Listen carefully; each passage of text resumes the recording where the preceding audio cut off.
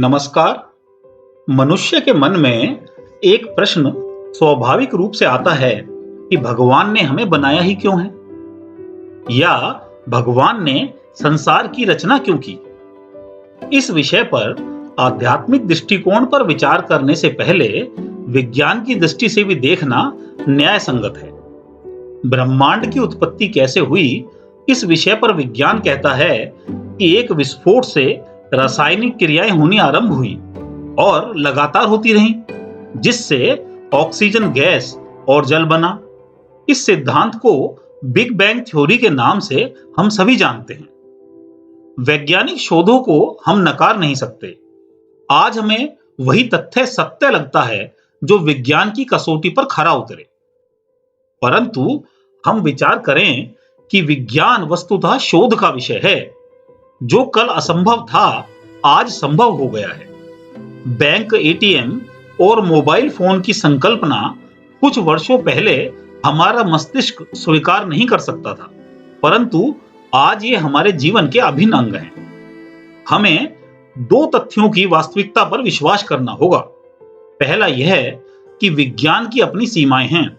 विज्ञान पूर्ण नहीं है, क्योंकि विज्ञान शोध का विषय है। जो अभी तक विश्वसनीय नहीं है वह भविष्य में वैज्ञानिक दृष्टिकोण से भी सिद्ध हो सकता है।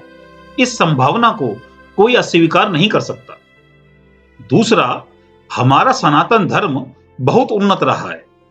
बहुत से ऐसे तथ्य हैं जिन्हें विज्ञान को सिद्ध करने में वर्षों लग गए, परंतु हमारे ग्रंथों में वह शताब्दियों पूर्व हमारे ऋषियों, संतों द्वारा लिखे जा चुके हैं। विज्ञान ने आज तक जितने भी आविष्कार या खोज की हैं, वह सब निर्जीव और भौतिक वस्तुएं ही तो हैं।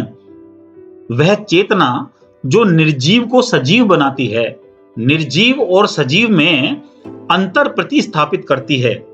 वह चेतना, वह ऊर्जा जो सारे ब्रह्मांड को जन्म देती है और संचालित करती है, उस चेतना, उस ऊर्जा को विज्ञान आज तक नाम भी नहीं दे सका है। यह भी सत्य है।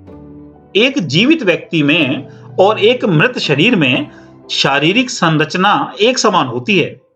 फिर मृत व्यक्ति में किस वस्तु का अभाव हो गया, यह भी हमारा विज्ञान नहीं बता पाया है। विज्ञान सजीव सत्ता में पेड़ का एक पत्ता या रक्त का एक कण भी बनाने में अभी तक असमर्थ रहा है। वास्तव में उस चेतना को समझना मनुष्य की सीमाओं से परे है। इस विषय पर सनातन धर्म के विद्वानों ने दो प्रकार से प्रकाश डाला है। पहला, धर्म ग्रंथों के आधार पर, और दूसरा, अपनी विचारधारा को स्पष्ट करने के लिए किसी कथा के माध्यम से समझाया गया है। इस विषय पर एक कथा यह है कि एक बहुत धनवान व्यक्ति के इकलौते बेटे को युवावस्था में किसी से इस बात का पता चलता है कि उसके पिता ने उसे गोद लिया था। उसका जन्म इस घर में नहीं हुआ था। यह सुनकर उस नवयुवक को बड़ी ठेस लगती है। वह मानसिक रूप से यह स्वीकार ही नहीं कर पाता कि वह अपने पिता की संतान नहीं है और उसे गोद लिया गया है।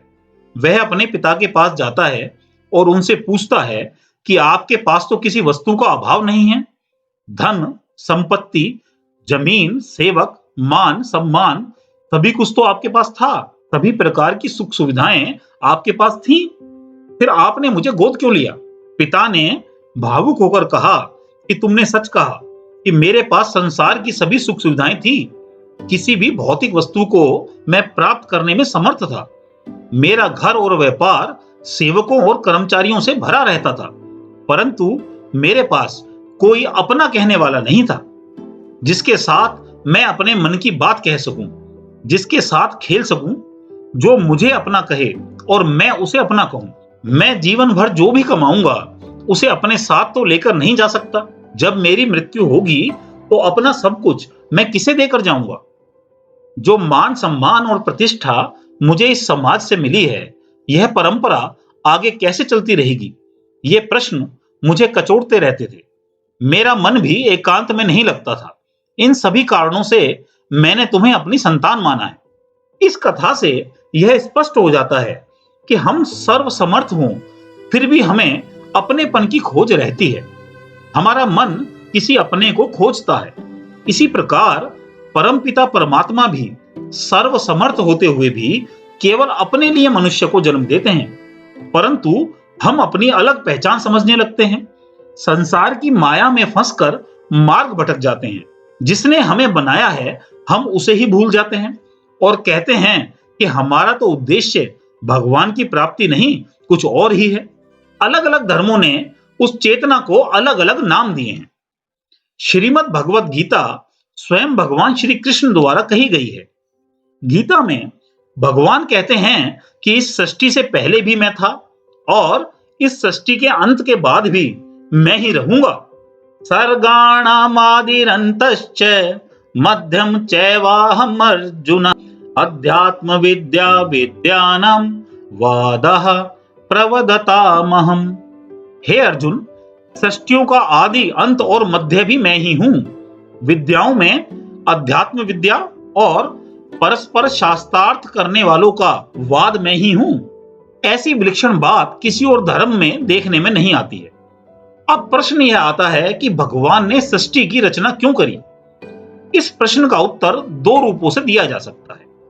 पहला, उन मनुष्यों के लिए जो भोगों और संग्रह में डूबे हुए हैं, भगवान से विमुख हो गए हैं। ऐसे मनुष्यों के लिए उत्तर यह है कि मनुष्य जन्म भगवान की प्राप्ति के लिए ही हुआ है। दूसरा उत्तर उन मनुष्यों के लिए है जो भगवान के शरणागत हो गए हैं, अपना तथा आत्मा का स्वरूप जान गए हैं। उनके लिए इस प्रश्न का उत्तर यह है कि भगवान सच्चिदानंद हैं, अर्थात सद, चित और आनंद, हमेशा आनंद की अवस्था में रहने वाले। उन्हें किसी भी वस्तु का अभाव नहीं है। उपनिषद में आता है कि एकाकी न रमते, भगवान का एकांत में मन नहीं लगता। सर्वसमर्थ होते हुए भी भगवान को अकेलेपन का अनुभव हुआ, इसलिए भगवान ने मनुष्य को बनाया केवल अपने लिए, ताकि हम उनके साथ अपनी श्रद्धा और भाव के अनुसार जो भी संबंध रखना चाहें, भगवान को वह संबंध ही स्वीकार है। हम भगवान को माता पिता माने, पुत्र माने, मित्र माने, उन्हें सभी संबंध आनंद देते हैं। भगवान ने हमें बनाया तो अपने लिए, अपने साथ खेलने के लिए, बात करने के लिए, संबंध जोड़ने के लिए, परंतु हम यहां लग गए भोग और संग्रह करने में। यही भूल हुई है। भोगों से सुख मिल जाए, संग्रह से सुख मिल जाए, इसी प्रयास में अपना पूरा जीवन बिता देते हैं, परंतु अपने वास्तविक उद्देश्य को पहचान ही नहीं पाते। जिसका मन भगवान से भटककर भोगों और संग्रह में लग गया है, वह कह सकते हैं कि जीवन का उद्देश्य भगवान की प्राप्ति ही है। जबकि हमारी उत्पत्ति स्वयं भगवान के हाथों से ही हुई है, तो जिससे उत्पन्न हुए हैं उसकी प्राप्ति कैसे हो सकती है? भोगों और संग्रह की पराकाष्ठा पर जाकर भी मनुष्य को कुछ और करने की, कुछ और पाने की इच्छा शेष रहती है, क्योंकि हमारी आत्मा उसी परमात्मा का अंश है। हमें पूर्णता का एहसास केवल परमात्मा के शरणागति होने पर ही होता है। विश्व के कई बहुत बड़े विद्वानों को अपने क्षेत्रों में उच्च सफलता के बाद भी जीवन दर्शन को समझने के लिए अध्यात्म के मार्ग पर ही आना पड़ा है। हम यदि क्यों का उत्तर जानना चाहेंगे तो नहीं मिलेगा, क्योंकि हम अपने इस शरीर के द्वारा, मन और मस्तिष्क के द्वारा उस सत्ता को जान ही नहीं सकते। वास्तविकता यह है कि भगवान ने हमें क्यों बनाया, इसका 100% सटीक उत्तर तो स्वयं भगवान ही बता सकते हैं।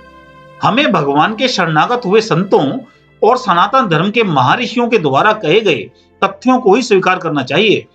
हमारे सनातन धर्म का अनूठा ग्रंथ श्रीमद् भगवत गीता तो स्वयं भगवान श्री कृष्ण द्वारा कहा गया है। भगवत गीता की महानता सभी धर्मों के अनुयायी मान चुके हैं। विषय को स्पष्ट करने के लिए आपसे अनुरोध है कि आप हमारे पूर्व प्रकाशित वीडियो भगवत गीता का महत्व और जिंदगी का उद्देश्य क्या है भी देखें। इस विषय में तथ्य यह है कि हमारी उत्पत्ति कैसे हुई, जिस पर विद्वानों और ग्रंथों का मत भिन्न है, और सत्य यह है कि हम मनुष्य जन्म पा चुके हैं।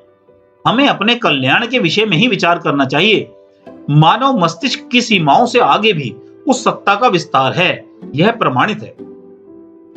जीवन जीने का सही दर्शन क्या है, हमारा कल्याण कैसे होगा, यह जानना चाहेंगे तो इस प्रश्न का उत्तर हमारे सनातन हिंदू ग्रंथों में अवश्य मिलता है। भगवत गीता का जीवन दर्शन सैकड़ों वर्षों से करोड़ों लोगों द्वारा हर कसौटी पर परखा जा चुका है। इसलिए हम भगवान द्वारा बताए हुए मार्ग पर चलकर अपना जीवन सरल सार्थक बनाकर अपना कल्याण अवश्य कर सकते हैं। हमारे सनातन धर्म के संतों ने कहा है कि मनुष्य की दुर्दशा इसलिए है कि वह स्वयं कुछ जानता नहीं और दूसरों की मानता नहीं। हम किसी की कही बात बिल्कुल ना माने, परंतु जब हमारा जन्म भारत की गौरवशाली भूमि पर हुआ है, सनातन धर्म मिला है, कलयुग में भी विलक्षण संत मिले हैं, भगवत गीता जैसा ग्रंथ मिला है जो पूरे विश्व में आदरणीय और अनुकरणीय माना जाता है, तो संशय का स्थान ही नहीं रहना चाहिए। अपने कल्याण के लिए हमें तत्परता से भगवत गीता के बताए मार्ग पर ही चलना चाहिए। सभी प्रश्नों का उत्तर प्रारंभ में ही मिलना आवश्यक नहीं है। समय आने पर भगवान की कृपा से सभी संशय स्वतः समाप्त हो जाएंगे। ओम।